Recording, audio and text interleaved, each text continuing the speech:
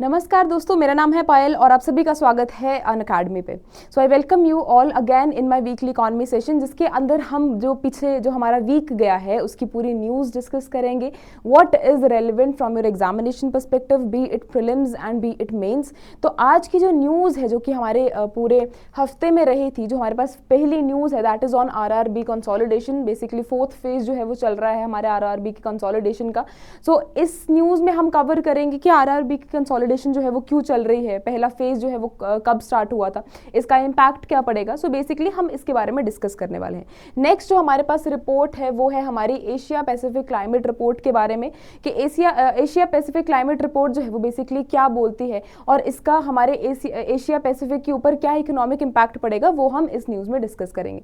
Next जो हमारे पास report है that is on ILO report. इसका विमेन पर्सपेक्टिव पे जो है वो विमेन के ऊपर उसका क्या पर्सपेक्टिव है न्यूज़ का, वो हम डिस्कस करेंगे। नेक्स्ट हमारे पास जो स्कीम है that is Namo drone Didi scheme, इसके बारे में कुछ डिस्कशन करेंगे। नेक्स्ट है हमारे पास digital India service sector project, इसके बारे में हम डिस्कस करेंगे। और नेक्स्ट सबसे इंपॉर्टेंट है हमारे पास PM विद्या लक्ष्मी स्कीम। ठीक है, so starting with the first news which is RRB consolidation.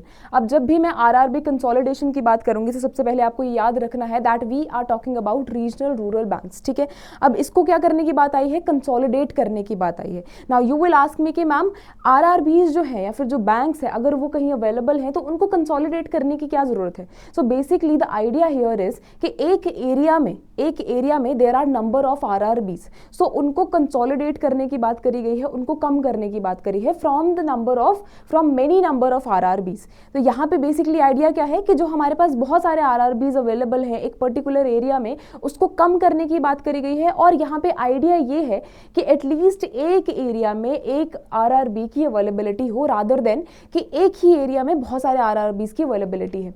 So basically यहाँ पे आइडिया जो है वो ये है। अब यहाँ पे अगर मैं कंसोलिडेशन की बात करूंगी, जब मैं यहाँ पे कंसोलिडेशन की बात कर रही हूँ तो यहाँ पे न्यूज़ क्या है कि फोर्थ फेज स्टार्ट हो गया है हमारा आरआरबी कंसोलिडेशन का। बट अगर मैं यहाँ पे फर्स्ट फेज की बात करूँ तो आपको ये चीज़ याद रखनी है that first phase of RRB started in 2004 to 2005। ठीक है, 2004 to 2005। ठीक है, ये चीज़ आपको याद रखनी है कि जो आरआरबी का कंसोलिडेशन है वो स्टार्ट हो गई थी हमारी 2004-05 से। और बेसिकली वहाँ पे कितने आरआरबीज थे, अगर मैं बात करूँ उस टाइम की तो वहाँ पे 169 के अराउंड आरआरबीज थे, जिनको थर्ड फेज तक लेकर आते हुए, जब हमारा third phase of RRB consolidation चल रहा था विच वॉज इन 2021, तब तक हमारे पास आरआरबीज बचे थे 43 के अराउंड। और इस बार जो हमारा फोर्थ फेज चल रहा है, जो हमारा fourth phase of RRB consolidation चल रहा है, यहाँ पे बेसिकली आइडिया ये है कि 43 से लेके इसको हमें कंसोलिडेट करना है टू 28। तो यहाँ पे बेसिकली किसको प्रमोशन करी जा रही है, अब यहाँ पे एक कॉन्सेप्ट आएगा जिसको आपको याद रखना है which is one state one RRB model. ठीक है, one state one RRB model. अब ये one state one RRB model क्या है कि रादर देन एक ही जगह पे बहुत सारे आरआरबीज की अवेलेबिलिटी हो या फिर एक ही जगह पे बहुत सारे आरआरबीज हो, इस आइडिया को हटा के हमें ये करना है कि उनको कंसोलिडेट करके एटलीस्ट एक जगह पे एक आरआरबी की अवेलेबिलिटी हो, ताकि क्या हो, लोगों को भी बेनिफिट हो प्लस लोगों को भी बेनिफिट जो है वो प्रोवाइड हो। अब यहाँ पे क्या होगा, अगर एक ही जगह पे, ठीक है, अगर ये दो एरियाज हैं, ठीक है, यहाँ पे ही बहुत सारे आरआरबीज की अवेलेबिलिटी है, ठीक है, यहाँ पे भी बहुत सारे आरआरबीज की अवेलेबिलिटी है और यहाँ पे हार्डली 2-3 की आरआरबी की अवेलेबिलिटी है। तो यहाँ पे क्या होगा, एक तो रिसोर्सेज ज़्यादा यूज होंगे, ठीक है, प्लस उसकी मेंटेनेंस के लिए हमें ज़्यादा पैसा इसी पर्टिकुलर एरिया में देना पड़ेगा। बट दोनों एरियाज में लोग रह रहे हैं, बट यहाँ पे आइडिया क्या है कि कुछ कि जो लोग रह रहे हैं वहाँ पे दोनों को, यहाँ पे भी 3 आरआरबीज हो और यहाँ पे भी हो। सो बेसिकली ये जो आइडिया है वो इसी चीज़ को प्रमोट करता है कि एटलीस्ट एक एरिया में एक आरआरबी हो, ताकि इक्विवेलेंट बेनिफिट जो है वो हर एक इंडिविजुअल को प्रोवाइड हो। ठीक है, अब यहाँ पे अगर मैं बात करूँ इसकी दूसरे ऑब्जेक्टिव की, so this is basically to streamline the rural banking. Okay, next क्या है, ऑपरेशनल हमारे एफिशिएंसी को इंप्रूव करने के लिए। Now you yourself think this thing कि यहाँ पे अगर एक इंडिविजुअल, अगर अगर एक एरिया में बहुत सारे आरआरबीज की अवेलेबिलिटी है तो वहां पे ऑपरेशनल एफिशिएंसी ज्यादा होगी या कम होगी? ऑफ कोर्स कम होगी, क्योंकि वहां पे मेंटेनेंस कॉस्ट भी ज्यादा लग रही है, या वहां पे अगर आप बोलोगे कि वहां पे ऑपरेशनल कॉस्ट भी ज्यादा लग रही है, if I compare it with in other area जहां पे आरआरबी की उतनी अवेलेबिलिटी नहीं है। तो यहाँ पे आइडिया बेसिकली क्या है? ऑपरेशनल एफिशिएंसी को भी बढ़ाना है।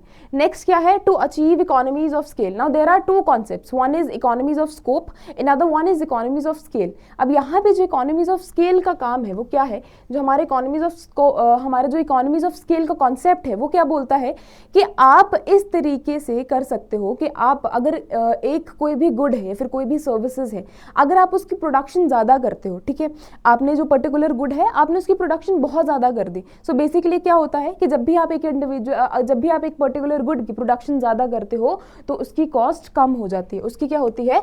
कॉस्ट जो है वो कम हो जाती है। This is economies of scale. But अगर मैं इकोनॉमीज ऑफ स्कोप की बात करूं तो वहां पे भी कॉस्ट को रिडक्शन की करने की बात करी गई है, बट वहां पे आइडिया ये है कि आप एक गुड की वेरियस वेराइटीज जो है वो प्रोड्यूस कर सकते हो जिससे हमारे जो कॉस्ट है उसमें कमी आएगी। सो this is a particular difference between what? Economies of scope and economies of scale. Next क्या है? कॉस्ट को रेशनलाइज करना। अब यहाँ पे वही बात कि अगर एक पर्टिकुलर एरिया में बहुत सारे आरआरबी की अवेलेबिलिटी होगी तो एक पर्टिकुलर एरिया में ही मेंटेनेंस कॉस्ट जो है वो बहुत ज़्यादा लग रही है। सो बेसिकली कॉस्ट को रैशनलाइज करने के लिए अगर हमारे एरियाज में थोड़े आरआरबीज की अवेलेबिलिटी होगी, अब आरआरबीज का मेनली जो ऑब्जेक्टिव है वो क्या है कि एक तो हमारे स्मॉल एंड जो मार्जिनल फार्मर्स हैं उनके इंटरेस्ट को बचाए रखना, या फिर जो हमारे फार्मर्स हैं या फिर जो रूरल एरियाज में लोग रहते हैं उनके इंटरेस्ट को बचाए रखना, ठीक है। तो वहाँ पे ये चीज़ इंश्योर करवानी चाहिए कि यहाँ पे एक जो स्टेट है या फिर यू कैन से एक एरिया में एटलीस्ट एक आरआरबी हो जिससे हमारी ऑपरेशनल कॉस्ट भी ज़्यादा ना लगे प्लस इफेक्टिवनेस हो, ठीक है। सो यहाँ पे इस न्यूज़ का जो मेन जो पर्पस है दैट इज दिस। अब नेक्स्ट क्या है हमारे पास? Asia Pacific climate report 2024।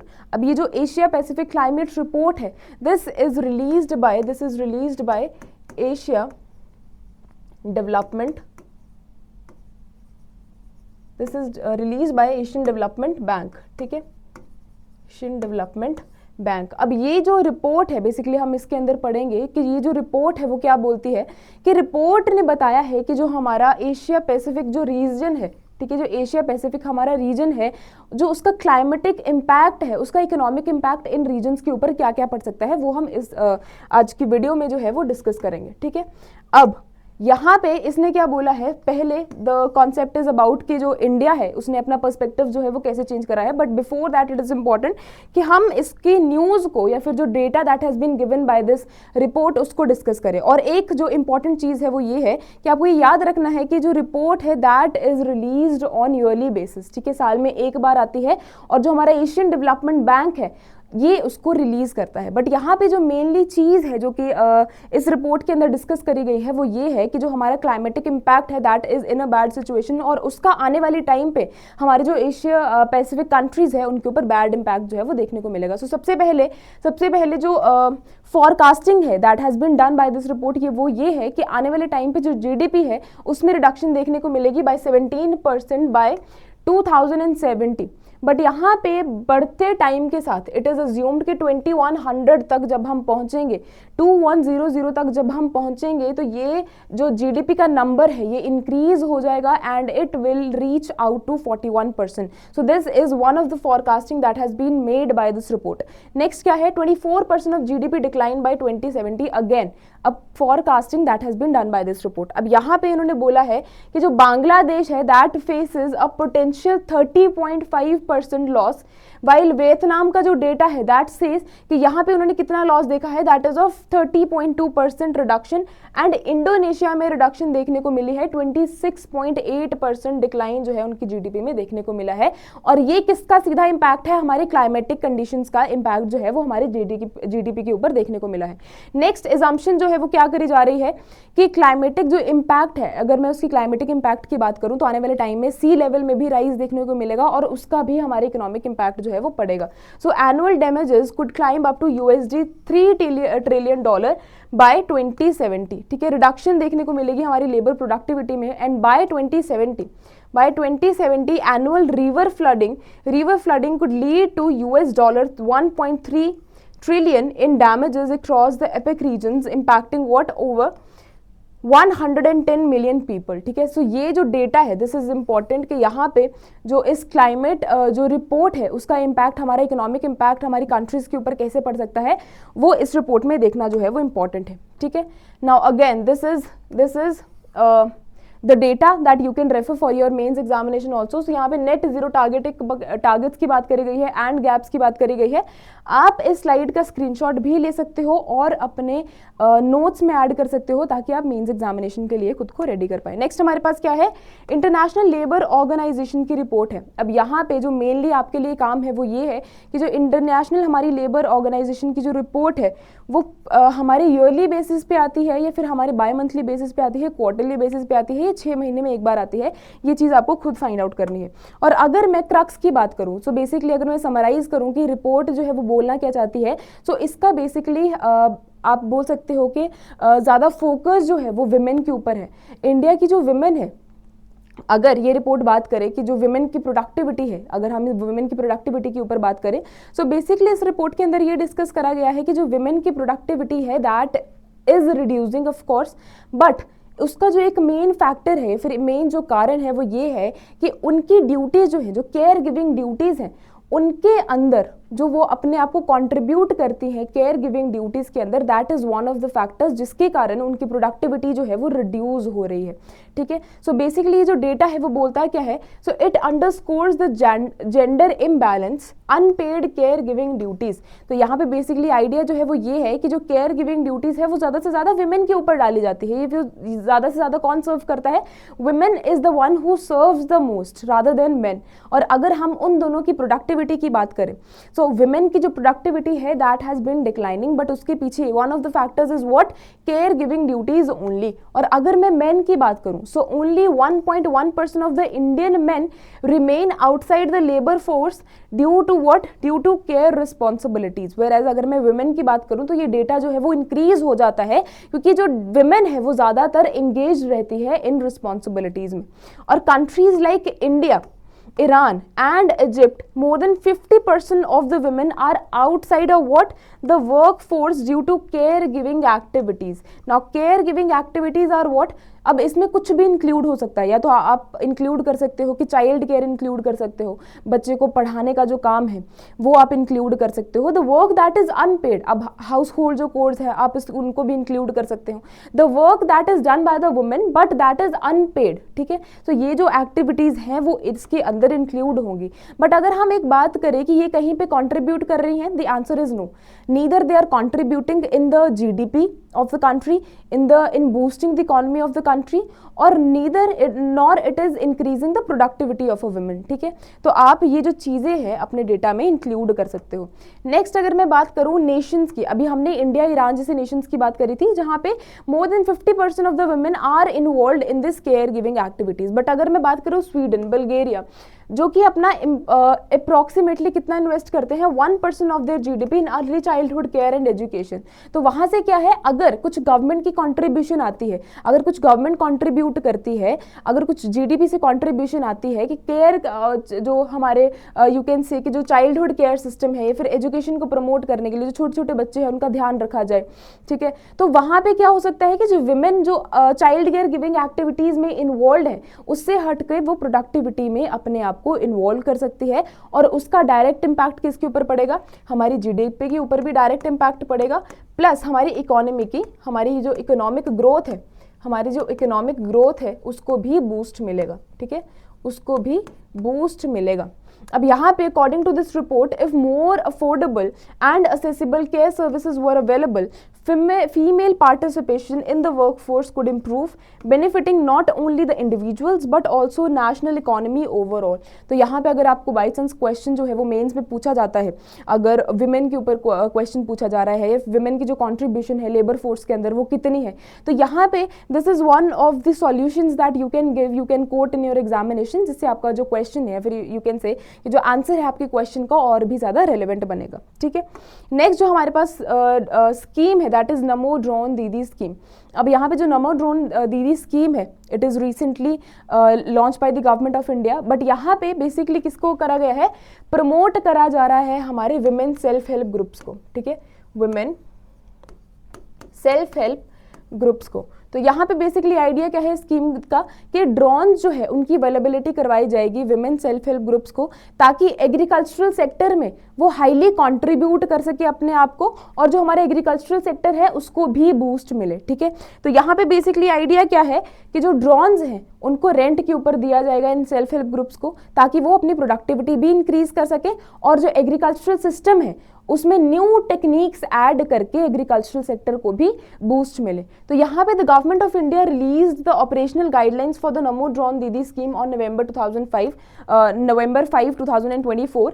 Basically इसका एम क्या है, to empower women in rural areas by facilitating drone usage for the agricultural services particularly through the self help groups, ठीक है। तो यहाँ पे एग्रीकल्चरल सेक्टर को भी बूस्ट करने की बात करी गई है, एग्रीकल्चरल सेक्टर को भी बूस्ट करने की बात करी गई है, प्लस वुमेन को भी सेल्फ डिपेंडेंट, ठीक है,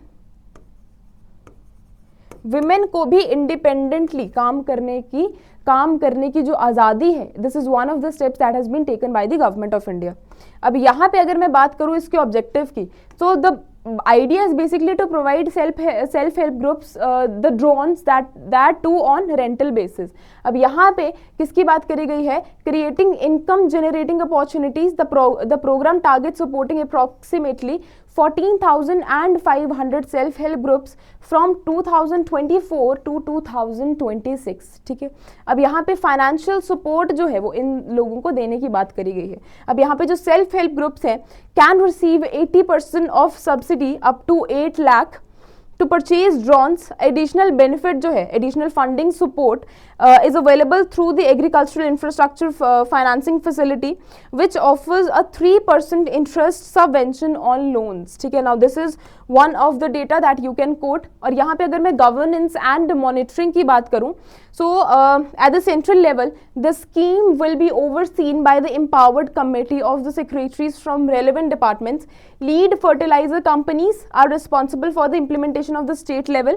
and जो हमारी IT based drone portal है वो क्या करेगा, फैसिलिटेट करेगा हमारे रियल टाइम मॉनिटरिंग को और फंड डिसबर्समेंट को, और ट्रैक करने को, किसकी, ड्रोन यूसेजेस को ट्रैक करने के लिए ये जो हमारी particular IT based drone portal है ये हेल्प करेगा इन सबको ट्रैक करने में, ठीक है।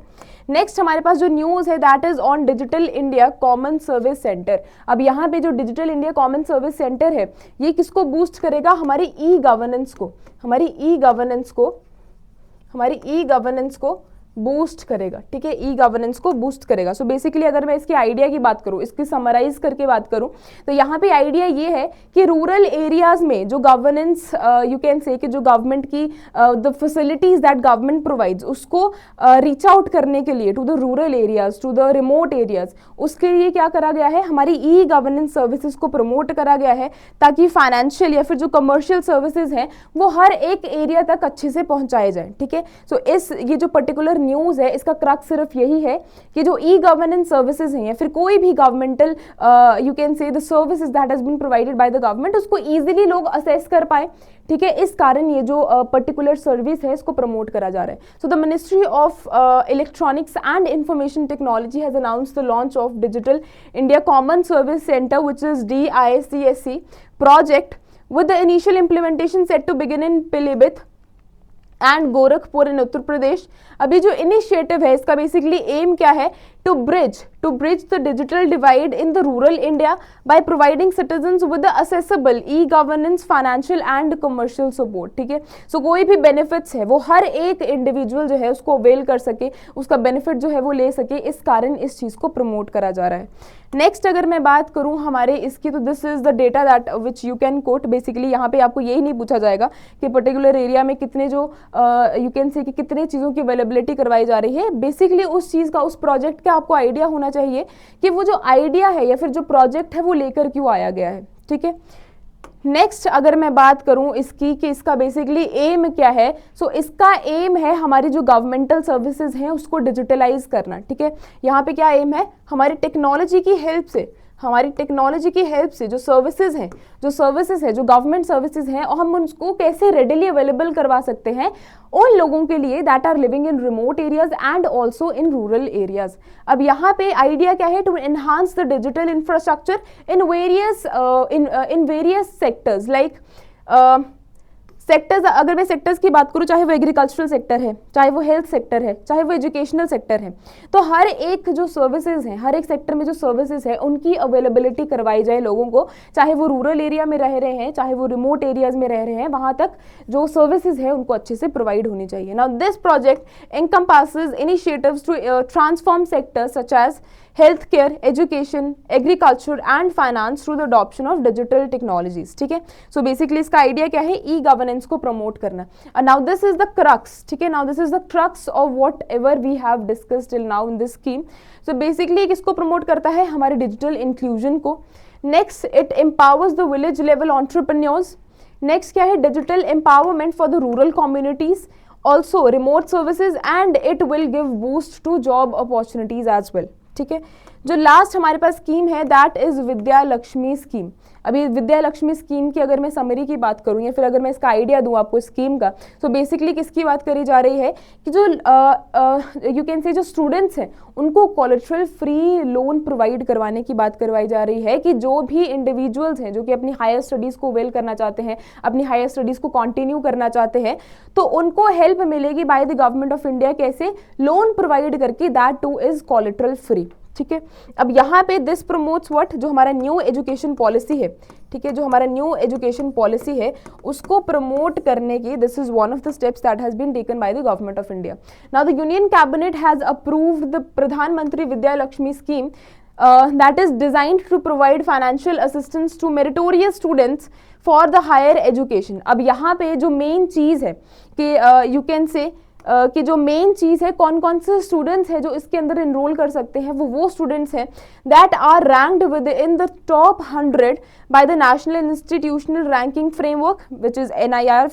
नेक्स्ट क्या है, those in the 101 and 200 range from the state government and all the central government governed institutions. ठीक है, तो यहाँ पे बेसिकली आइडिया ये है कि जो भी इंडिविजुअल्स, जो भी स्टूडेंट्स इन इंस्टीट्यूट्स के अंदर एनरोल्ड हैं, उनको ये जो बेनिफिट है that will be provided by the government of India. ठीक है, और यहाँ पे अगर मैं इसकी बात करूँ, so the department of higher education will launch what, have launched PM Vidya Lakshmi portal for the students to apply educational loans and interest subvention with payment made via e-vouchers and central bank digital currency wallets। Now this is important from an examination perspective, अगर आप इसके notes बना रहे हैं तो इसको add कर लेना। नेक्स्ट क्या है, now the scheme supplements the two components। ठीक है, now the scheme supplements the two components which is credit guarantee fund for educational loans, and next क्या है हमारे पास है, नेक्स्ट PM उच्चतर शिक्षा प्रोत्साहन विच इज PMUSP स्कीम। ठीक है, अब ये जो दो चीजें हैं, ये जो दो हमारे पोर्टल्स हैं, now these are the two portals of, these are the two components of this scheme. ठीक है, ये भी आपको याद रखना है।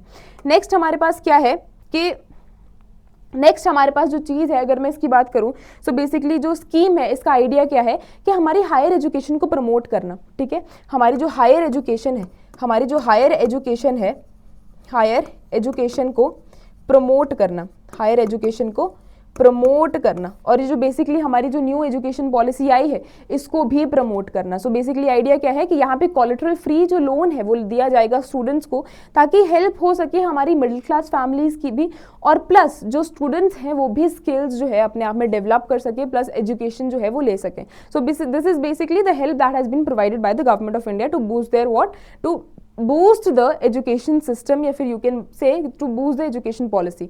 now that is it in this video। यहाँ पे हमने various schemes देखी that is relevant from your examination perspective। यहाँ पे जो सारी schemes है वो कहीं ना कहीं important है, क्योंकि आप उनको कोट करके लिख सकते हो अपने मेंस में, और अगर आपको इसमें prelims में भी question जो है वो पूछा जाता है, then again this becomes very helpful। so till then take care, bye bye, thank you so much, meet you in the next video।